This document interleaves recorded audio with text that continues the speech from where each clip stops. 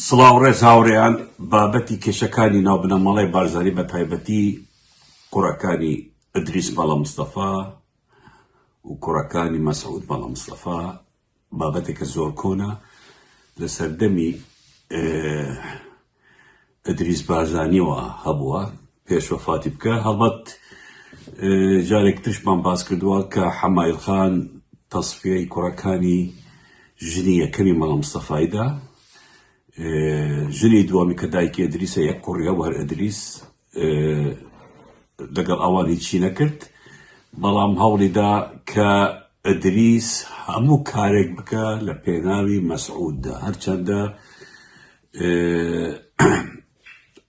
خۆشی ناویست بەڵام بەکاری دەهێنا بۆ خزمەتکردنی کوڕەکەی مەسعود بارزانی لەبەر ئەوەی مەسعود بارزانی کەسێکی زیرەک نەبوو ڕۆشنبیر نەبوو ئەدریس بەعەکسەوە کەسێکی زیرەک بوو سیاسی بوو ڕۆشنبیر بوو لە کتێبەکەی ئەیوب بارزانیشدا ئەم خاڵە زۆر لەسەری تاکید دەکردەوە کە ئەدریس زۆر زۆر وشیارتر بوو لە مەسعود ببوورن هەواڵە من جارێک گوتم مەڵە مستەفا چوار ژنی هەبوو چواری نەبوو بەڵکو سێی هەبوو دایکی عوبەیدوڵڵا و لوقمان و سابر لەگەڵ دایکی ئەدریس لەگەڵ دایکی مەسعود و چوار براکەی ئەڵبەتە کۆنەوە ئەو کێشەیە بوو و مردنی ئەدریسیش زۆر کەس چێڕکی سیر و سەمەری گەڕایەوە کە کوژراوە کە وای لەهاتووە کە ئیتر ئەم بابەتە هەمووی لامە بە دەنگ کە مردنی چۆن بۆ چۆن نەبووە تەما بە دەنگی کەسێکی خۆیانەوە کەسێکی نزیکی بنەماڵە کە لەوێ بووە لە ڕۆژی مردنەکەی ئەوە بۆ ڕۆژانی کە ئێمە دەمانەوێت بڵاوی بکەین یان بە پێویست دەزانین بڵاوی دەکەینەوە لەسەر مردنەکەی دەتوانین بە سەعات قسە بکەین چۆن بوو چۆن نەبوو هەڵبەت وەک وتم نێچیروان کوڕە گەورەکەی ئەدریس بوو دوای مردنی ئەدریس نێچیروان هاتە ناو کاری سیاسیەوە و لەگەڵ مەسعودا بوو لە ئێران و لە ناو حزب ئیشی کرد مناڵەکانی مەسعود مەسڵوان ئەوانە بە تەمەن بچووکتر بوون و هەر احتیمامیشان نەبوو بە سیاسەت خەریکی شتی تر بوونە دوای نواتویە کە هاتنە کوردستان نێچی ڕۆڵێکی زۆر گەورەی بینی لە ناو حزبدا یعنی لەگەڵ مامی کەسی یەکەم بلای مامی بۆ هەموو کاروباری سیاسی و حزبیە صفتێک لای نێچیرە کە زۆر کەسێکی کۆمەڵایەتیە کەسێکە دەتوانێت دانوستاندن بکە کەسێکە دەتوانێت زیاتر حرەکە و ئیش بکە و قەنەعەت بە دەوروبەری بێنێ کوڕەکانی مەسعود ئەو وەختە بچووک بوون بە تەمەنەوە ئەوە نەبوون و احتیمامیشیان نەبووە کۆتایی نواتەکان 96-97 مەسڕ ئەو وچ بۆ ئەمریکا لەوێ بیخوێنێ و بمێنێ دوور بوو لە ئەحداس لە دوای 2003-4 گەڕایەوە ئیتر گەڕاندنەوەشی ئەوە بوو کەسێکی غەریب بوونە ناو جەستەی حزبێک کە ناوی پارتیە یان لە ناو حکومڕانی کوردستان زۆر احتیمامی نەبوو کە لە ئەمریکاش بوو احتیمامی نەبوو زۆر بوو ئەم بابەتەنە گرنگ لەوێەوە دەستیان پێکرد کە گەڕایەوە 2005 و 6 ئیتر دەستیان پێکرد بە کاری سیاسی و ویستیان جێگای خۆ ببینێت چونکە مەسڵ گەورەتر بوو وردە نێچی هەستی پێکرد کە ئەمانە دەیانەوێت بگەڕێن و باوکیشیان احتیمام زیاتر بە کوڕەکەیدا کە بێتە پێشەوە خلافەکە تەمان لەوێەوە دەست پێ کرد کە ئەوان دەیانەوێ میراتی پارتی و بارزانی بۆ خۆیان بێ نەک بۆ کوڕێکی ئەدریس بێ یان بۆ کوڕەکانی ئەدریس بێ کێشەکان لەوێ دەستیان پێ کرد بەڵام ئەوان بە زانەبوون ئیشیان کرد دژی نێچیر هەرچەندە ئەم ئەخیرە نێچیر بە عەقلانە زیاتر دژی ئەوانی ئیشی کرد کە مەسرور بوو سەرۆکی حکومەت لەوێەوە دەستیان پێکرد هەرچی کەسی نزیکی نێچیرە لە ناو حکومەت دەریان کرد هەرچی کەسی نزیکە لە نێچیر دەرکرا لە ناو حکومەتە و هەروەها دەستیان پێکرد لە ناو حزبیشە پێش ببیتە سەرۆکی حکومەت هەوڵیدا کەسانی نزیکی نێچیر لە حکومەت لە حزب دوور بخاتەوە بەڵام کە لە دوای 2018 بە تەواوی ئیتر شەڕەکان ڕاگەاند و کەسی نزیکی نێچیر خەڵکی نێچیر لە ناو حزب و حکومەتە دۆڕخرانەوە. نێچیریش زۆربەی ئەوانە کە دۆڕخراونەتەوە پێیان وت بخۆتان دانیشن، وەزعتان باشە، ئەوەی پێویست بێت دەیدەمێ و ئەوەی هەیشی بێت بخۆی بمێنەوە کەسێکی حزبی، بەڵام وەزعی تازە تەقابولی بکەن تاکو وەزعەکە دەگۆڕێ. و هەندێکیشیان ڕێگاکە گۆری لە نێچیرەوە ئیتر شوونە لای مەسرور و وەلایان بوو مەسرور کرد. یعنی نێچیر هەستی پێکرد کە ئەمانە تازە دانەوێ کۆتایی بەو بێنن. طبعا لێرە نێچیر من کە ئەم قسەران دەکەم هاوڕێیان ئەوە نییە کە تەڕەفگیری لایەنێک بم یان لایەنێک لە ئەوەی تر باشتر دەبینم، هەردووکیان من وەکێک دەبینم، بەڵام ئەوەیان چۆن ئیشیان کردووە، چۆن دژیەک شەڕیان کردووە. من لەو ڕەوانگەوە قسە دەکەم. هەڵبەت نێچیر زۆر بەعەقڵانە دوای 2018 ئیشی خۆی کرد دژی ئامۆزاکاری، زانی کە ئەمانە زەنگی مەترسیدارن بۆ ئەو دانەوێت لە ناوی ببن.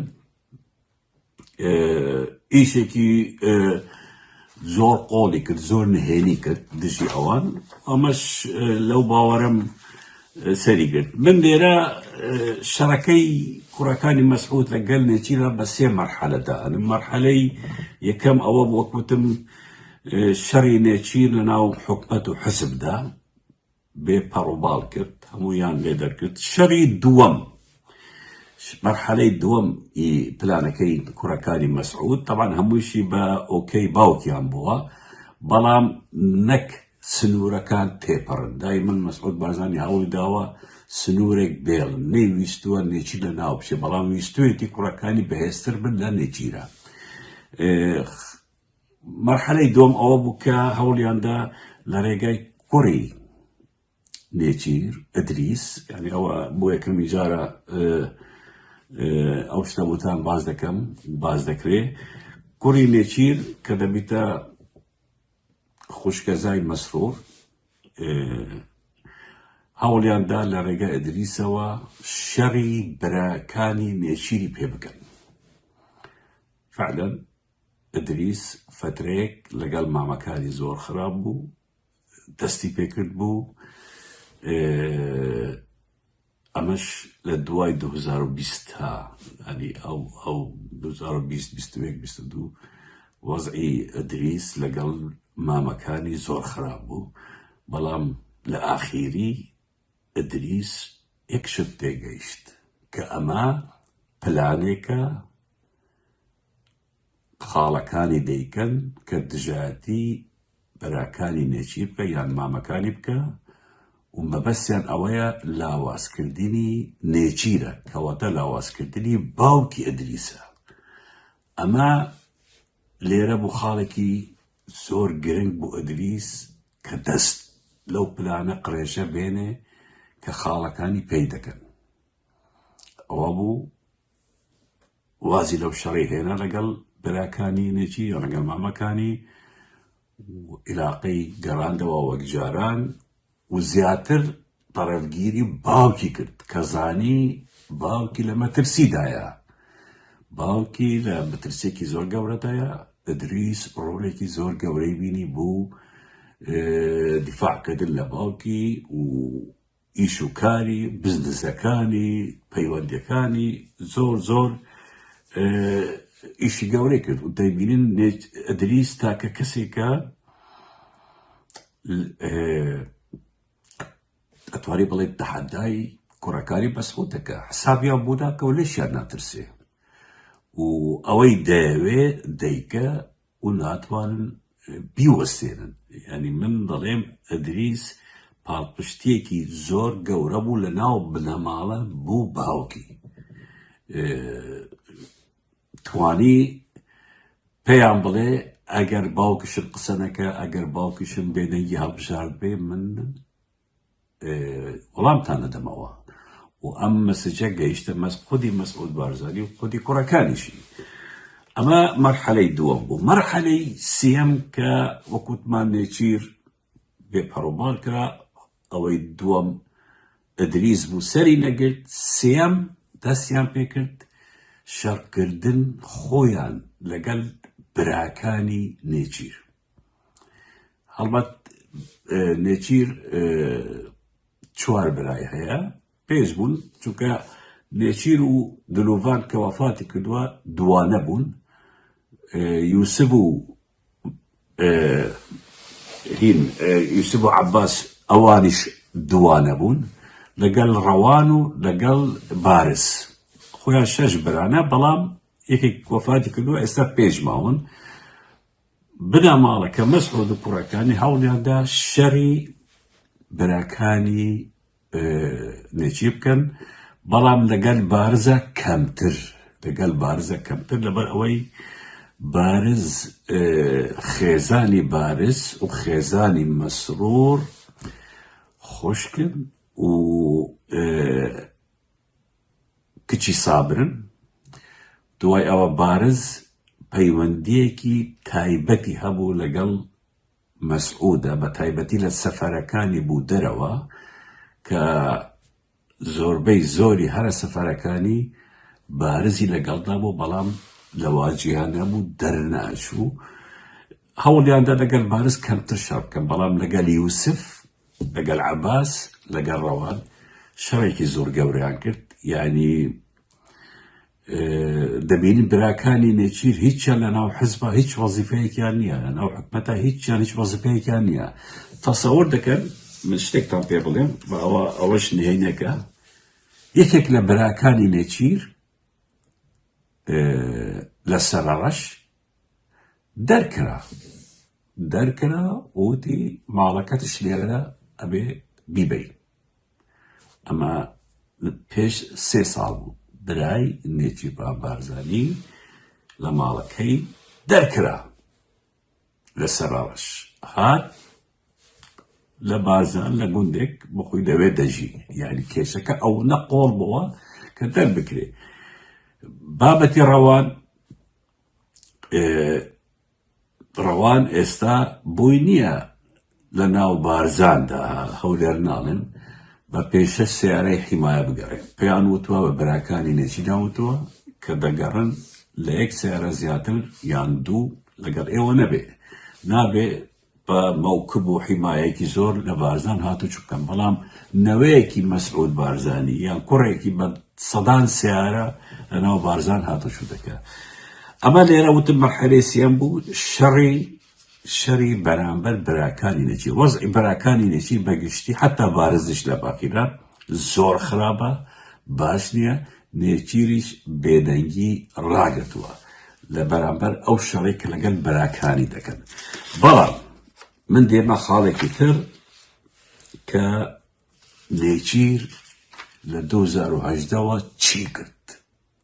نێچیر چ شەڕێکی دەست پێ کردووە لە 2018ەوە کە لەم 2-3 ساڵی ئەخیرە مەسعود و کوڕەکانی تێگەیشتن، زانیان کە ئەوەی نێچیر بەرامبەریان دەکە زۆر گەورەترە کە ئەوان لە بەرامبەر نێچیر دەکەن، و تێگەیشتن و زیگنالێکیان وەرگرت کە ئەوەی نێچیر زۆر بە زیرەکی ئیشی کردووە دژیان و زۆر بە عاقلانە ئیشی کردووە. هەڵبەت نێچیر چی کرد؟ نێچیر خۆی پێشاندا کە بوویتە کەسێکی قوربانی ئامۆزاکانی لە ناو حەزبدا کە خەڵکی نزیکی ئەو دەرکراون، خەڵکی نزیکی ئەو لە ناو حکومەت دەرکراون، ویستیان کوڕەکەی بەکاربێنن، شەڕی براکانی دەکەن. وای خۆی پێشاندا کە من قوربانیم و تەعەدام لێ دەکەن. ئەمەش بوویتە مایە ئەوە کە عەتفێک وەرگێ هەر لە ناو حزب، ئەم لە ناو عەشیرەتەکانی بارزان و بە تایبەتی ماڵە شێفەکان. لێرە حەزەکەم یەکشت بڵێم، نێچیر زۆر خۆشەویستتر بوو لە ناو حزب وەک کوڕەکانی مەسعود. نێچیر یەک قاعیدەی هەبوو، ئەگەر 2 ملیۆن هەبا کە بیدزن یان گەندەڵی تیا بکەن، ملیۆنێکی بەخۆی دەبرد، ملیۆنێکیشی بە دەوروبەری و خەڵکی خۆی دەدا بڕۆن بخۆتان ئەو ملیۆنە بەڵام مەسرور وانە 2 ملیۆن هەبێ کە بیخۆن هەردووکی بخۆی هەڵدەگرێ بە کەسی تر نادا ئەماش وای لێ هاتووە کە خەڵک هەستی پێ بکە ڕاستە خەڵکی تر ئێستا کەمتر ئەتوانێت گەندەڵی بکەن چونکە ئەوە ڕێگا نادەن ئەڵێن ئێمەیە بۆت نییە بیبەی بۆیە من دەڵێم نێچیر لێرە خۆی وەک قوربانیەکی پێشاندا خۆی وەک زاحیەک پێشانیدا کە ئەم شتە بەرابەرم دەکەن و من هیچم پێ ناکرێ و ئەمە تەعەدایەکی زۆرە ئەمە عەتفی خەڵکی ڕاکێشە خاڵی دووەم کە نێچیر کردی بەرامبەریان کارێکی زۆر گەورەی کرد لەگەڵ هەموو ئەحزابی کوردستان پارتە سیاسەکان گروپەکان هێزی سیاسی کە پەیوەندیەکی زۆر ڕێک و پێک لەگەڵیان دروستکە کە ئیش لەگەڵیان بکە بەنهێنی کە پێیان بڵێ ئەمەی کە ئێستا دەکرێت من عیلاقەم پێوە نییە ئەما خۆیانن و منش هیچم پێ ناکرێ و ناتوانم دژی مامم بوەستم کوڕەکانی وا دەکەن یعنی خۆتان دەزانن کە کوڕەکانی مەسعود ئەوەندە هەڵیان هەیە کە نێچیر زۆر قورسایی نەبینێ تعریفی ئەوم بکە لای حیزبەکانی تر کە پێیان بڵێ فەرم ئەمانە وانە وا ئیزەکە کە من بووم دەمانتوانی قسە بکەین دەمانتوانی وا بکەین بەڵام ئەمان هیچ گفتوگویەکیان لەگەڵ ناکرێ و ناتوانێت هیچ بکەن ئەمەش بۆ خاڵێک کە نێچیروان بازانی زۆر نزیکی حیزبەکان بێ و بە خۆیان ڕاکێشێ و پەیوەندیەکیان هەبێ حتا هەندە جار دەڵێن یارمەتی مالیش هەندە حیزبی داوە بە تایبەتی ئیسلامیەکان هەروەها نێچیر توانی پەیوەندیەکی بەهێز لەگەڵ ئەحزابی عێراقی و کەساتی عێراقەکان دروستکە بە عەکسی کوڕەکانی مەسعود کە خلافیان لەگەڵ هەر هەمویان هەیە لە عەبادی و لە کازمی و لە مالێکی و ئیتر هەموو چەند ساڵێک کەسێک خائین و جاشە لای کوڕەکانی مەسعود عەکسی ئەوە نێچیر هەوڵی داوە ئەو پەیوەندیانە ئەحتیمامی پێ بدە و بەهێزتر لێ بکە سەیرکە نێچیر چۆن ئیشی کردووە عیلاقاتەکانی زۆر بەهێزی کردووە مەڵێن ئەمە تەوزیع العەدوانە نەخێر کوڕەکانی مەسعود بە خۆیان ئیش دەکەن نێچیری بە خۆی ئیش دەکە هەندە جار کە لە شوێنێک پەک دەکەوێ مەسعود نێچیر دەنێرێ کە بچێ حەلیکە هەندە جار نێچیر حەلی دەکە و هەندە جاریش بە عەمدەن حەل ناکە چارەسەر ناکە نێچیر کەسێکی زۆر یاریزانێکی سیاسیە یاریزانێکە زۆر ئیستیفادەی لە بەشێک لە ژیانی سیاسی مام جەلالی وەرگرتووە ئەوە زۆر گرنگە پەیوەندی لەگەڵ ئەحزابی عێراقی هەمووی دروست کردووە هەروەها نێچیر توانی پەیوەندیەکی زۆر گرنگ لەگەڵ دەوڵەتەکانی دەوروبەری عێراقیش دروستکە سیرکە چەندین جار چوویتە ئێران تورکیا هەر هیچ زۆر شوێنی تر یعنی پەیوەندی لەگەڵ حکومەتی تاڵی سووریا هەیە لەگەڵ خەلیج شەیتی بە عەکسی کوڕەکانی مەسعود ئەوەی هەیەە و نیانە لەگەڵ ئوردنە شای ئوردنە و دوبەی زیاتریان نییە مەسەلەی تورکیا نێچیر زیاتر نزیکە لە تورکیا وەک کوڕەکانی مەسعود خاڵی هەر گرنگەکەی نێچیر کە ئیشی باشی لەسەر کردووە لەناو بنەماڵەی بارزانی خۆیدا کە پشتگیری ماڵە شێخەکانی کردووە ماڵە شێخەکانی بارزان یعنی ئەو ئاموزانەی مەسعود بارزانی کە زۆرن 100 کەسێک دەبن زۆربەی هەرە زۆریان کێشەیان لەگەڵ مەسعود و کوڕەکانی هەیە لە ژێرەوە نێچیر پەیوەندی باشی لەگەڵ هەر هەمویانی هەیە دەعمیان دەکە پەیوەندی باشی هەیە توانیوێتی لە ناو عایلەش عەتفێک شتێک بخۆی ڕاکێشێ پێیان بڵێ منیش وەک ئێوە قوربانیم ئەتان دەبینن بە چاوی خۆتان چی لە من و برەکانم دەکەن هیچمان پێ ناکرێ بەڵام چی بکەین مامانە و ئەحتیرامی دەگرین و کوڕەکانی وانە خۆشی یعنی وا هەوڵ دەدا کە هەمووی بکەتە خەتای کوڕەکانی زیاتر حەقیقەتی ئەوان ئاشکراکە ئەمانە هەمووی خاڵن کە نێچیر ئیشی لەسەر کردووە دەبینین کێشەکانی حکومەتی هەرێم لەگەڵ بەغدا کەمتریشت نێچیر تەداخل دەکە کەمتریشت دەیەوێت کێشەکان گەورتر بێت دەستیان لێبەرداوە حتى لە هەڵبژاردنەکانیش دەبینین نێچیروان بارزانی زۆر کەم دەرەچێت لە پرۆپاگاندەی یان هەڵمەتی هەڵبژاردن کە دەکرێت لە ئاخیری یەک دوو شوێن دەرەچێ و هەندێک قسە دەکا و هیچ کاندیدی نێچی لە لیستی هەڵبژاردننی ئێستادا نین. یعنی ئەوە ڕاستێکە هەمووی مەسرۆر و باوکی و بەراکاری داناون. بەگشتی ئەم کارکردنەی نێچیر مەسعود و کوڕەکانی پەیان زانیوە بەڵام